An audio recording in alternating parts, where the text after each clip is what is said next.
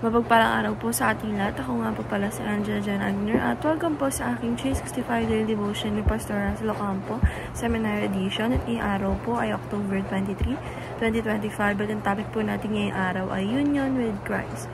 Ano ang kahulugan ng pakikipag-isa kay Kristo? And yung scripture po natin ngayong araw is 1 Corinthians chapter 6 verse 17.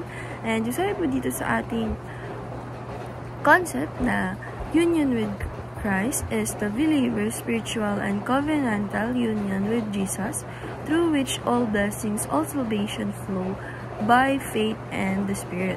We are in Christ, Christ is in us, sharing in His life, death, resurrection, and glory, receiving justification, adoption, sanctification, and glorification.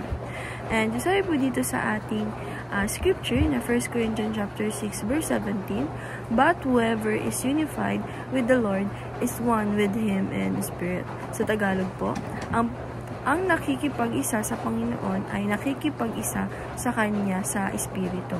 And sabi po dito sa ating mga teachings is, ito po yung tatlong union of believers with Christ. We died, we buried, and we raised with Christ. Sabi po dito na tayo daw po ay namatay, tayo ay nasunog, at tayo ay muling bumangon sa ating Panginoong Diyos. Teaching number 2, we are recipients of all God's blessings. Sabi po dito na tayo daw po talaga ay recipients o tayo ay taga-receive ng mga blessings ng ating Panginoong Diyos sa ating life.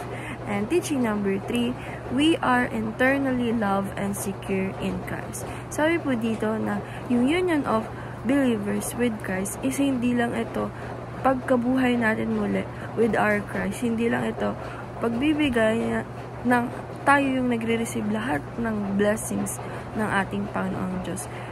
Ito din po yung magbibigay sa atin talaga ng truly, eternally love and secure ng ating Panginoong Jesucristo. And application number 1, praise God for your eternal peace and security. Sabi po dito, na-apply po natin sa sarili natin or sa life natin, na lagi po natin i-praise ang ating Panginoong Diyos for our eternal peace and security. Para patuloy niya po tayong mahalin at patuloy niya po tayong nandun yung safe sa ating sarili or sa life natin. And application number 2, prefer to be identified with Christ all the times.